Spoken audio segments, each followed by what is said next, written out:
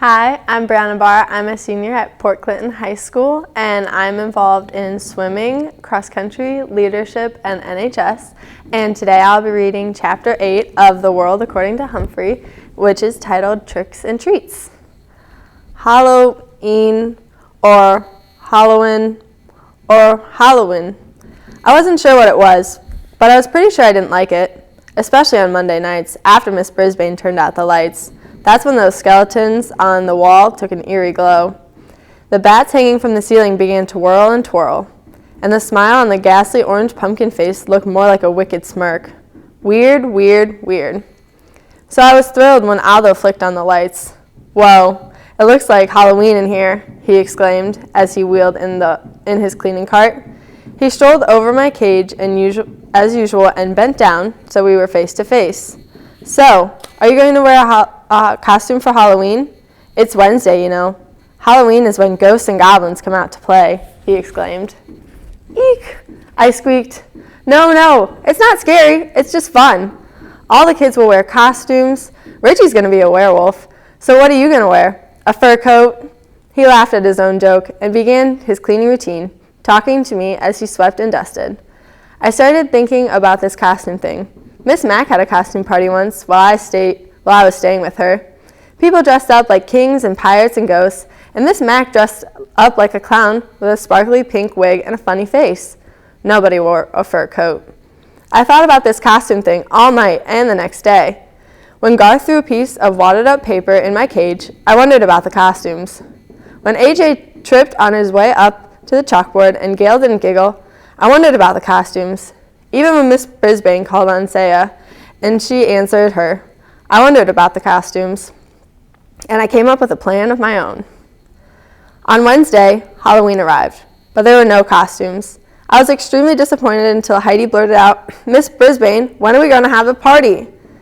"Raise your hand, Heidi," the teacher told her. Heidi obediently raised her hand, and Miss Brisbane called on her.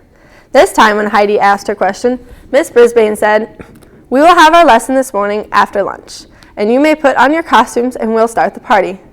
I felt happy, and I got in a nice nap for the rest of the morning. But I was wide awake after lunch. My classmates returned from the cafeteria and then scurried off to the cloakroom and the bathrooms in return, but I hardly recognized them in their costumes. Oh, they were all wonderful. A dragon, 2 pirates, a princess, a ninja, 2 clowns, a ballerina, a bunny, a cat, thank goodness not a real one, a baseball player, a mad scientist, a skeleton, the Statue of Liberty, an angel, and the devil. The room mothers came to help with the party. They were both dressed as witches. Still, Miss Brisbane was the scariest of them all. She didn't wear a costume, just a button that had the words, "This is my costume," printed on it. She gathered everyone in a circle, pushing all the tables back. Then she announced that the class would be having some treats. But in order to get them, they each had to do a trick. Tell a joke, sing a song, or perform a trick for the rest of the class. Oh, I wish someone had told me. I had figured out the costume part. But what about this tricking for treats? Art, the ninja, stood on his head. He stood on his head so long Miss Brisbane finally had to thank him and tell him that it was someone else's turn. Gail, the ballerina, twirled around the room on her toes. Garth, the baseball player, told a joke about a witch. Miranda, the bunny, sang a funny song about your ears hanging low. It was all very entertaining, except for the fact that I was thinking about something else. But Mrs. Brisbane got my full attention when she called on Saya. Saya was dressed as a Statue of Liberty. She wore a flowing dress and had a crown on her head and a big chalkboard torch in one hand. She stared down at the floor as she took her place in the center of the circle.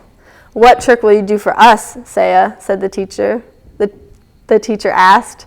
Saya still stared at the floor. "Sing your song, Saya, sing," I squeaked loudly as I could. "You can do it, Saya, sing." Yes, I know all she could hear was squeak, squeak, squeak, but I did my best. "I think Humphrey wants to hear from you," said Mrs. Brisbane, in a surprisingly friendly tone.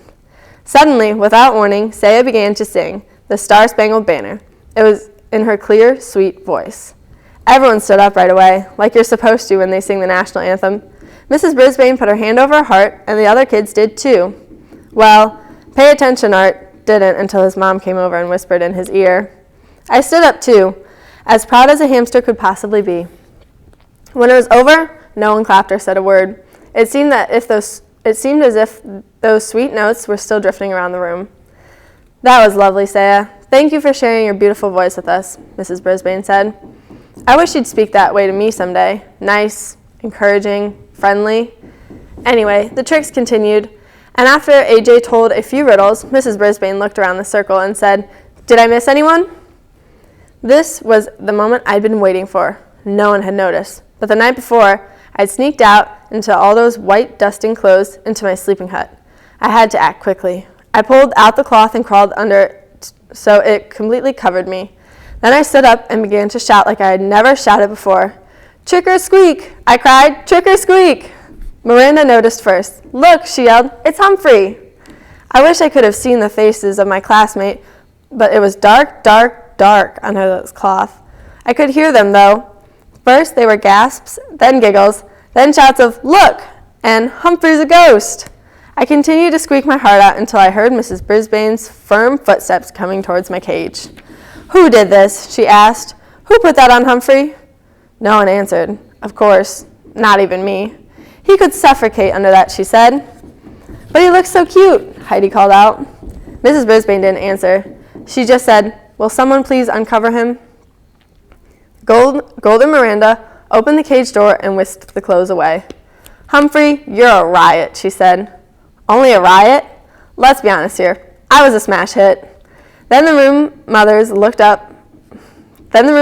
served up cupcakes with orange icing and cups of apple juice, and my classmates played games. Just before the bell rang, Mrs. Brisbane clapped her hands and made an announcement. Mrs. Hopper said, "Mrs. Hopper, Mrs. Padel, and I have consulted with one another. We have decided to give the best prize for the best trick to Saya Nazari." Everyone clapped and cheered, and Mrs. Brisbane handed Saya a blue ribbon. Saya looked over at me and smiled, a beautiful smile. Mrs. Brisbane continued, "And we have decided to award the prize for best costume to Humphrey." She walked over to my cage and tapped a big blue ribbon to it while my classmates cheered for me. "Thank you," I squeaked, but I'm not sure anyone could hear me over all the noise. "Thank you all." The bell rang and the room was soon empty, except for Mrs. Brisbane. She gathered up her papers to take home. Mr. Morales came in. He was dressed in a cap and gown like people wear when they are graduating. "Happy Halloween, Sue. Did you have a good party?" he asked. "Very," she said. "Somehow your friend over there got a hold of a ghost costume and won the prize." "See?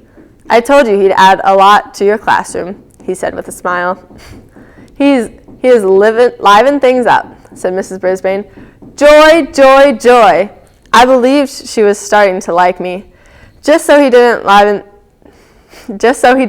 things up too much, she added. Poof! My hopes of winning over Mrs. Brisbane's heart crashed to the ground.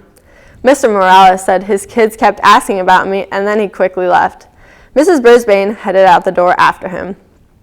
There I was, all alone in room 26 with a bunch of half-torn bats and tattered skeletons hanging around me. As I waited for Aldo to arrive, I sat in the darkening room and pondered my job as a classroom pet. Had I really accomplished anything at all? Mr. Morales' children seemed to settle down when I was there. Saya's mother began to learn English, and Saya would probably never have sung in front of the class without my encouragement. Still, Mrs. Brisbane was not won over. Neither was Garth Tugwell, although it seemed as if he had liked me well enough in the beginning. Now he always muttered things as he passed by my cage. I noticed that he was the only one in the class who didn't cheer when I won for the best costume. I was still worrying about Garth when the lights temporarily blinded me as Aldo sailed in the classroom yelling, "Trick or treat!" He was wearing his usual work shirt, dark pants, and heavy shoes, but on his face he wore huge glasses with a bulbous nose attached. The center of the glasses had giant eyeballs painted with circles of red veins. His floppy mustache dropped out from under the nose. "Great costume," I squeaked. "Hey, what's this?" Aldo rushed forward to examine my blue ribbon. "Best costume? For a fur coat? I'll have to ask Richie about that," he said.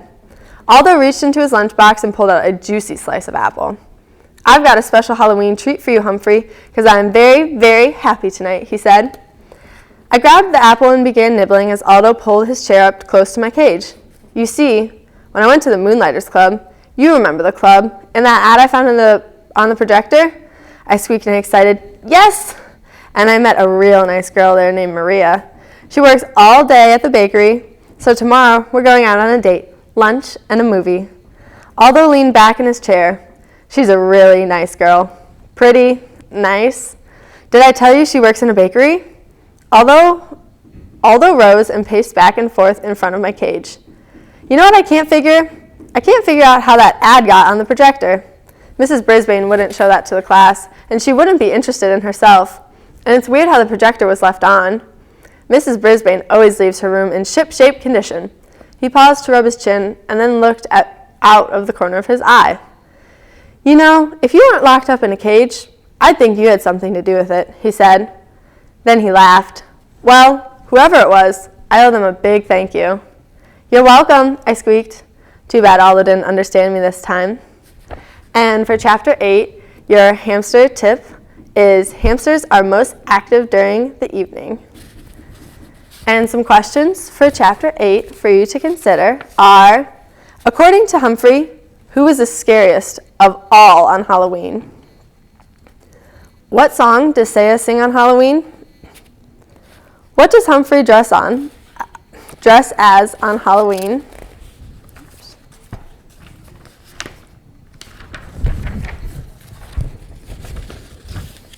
Now this is a hard one.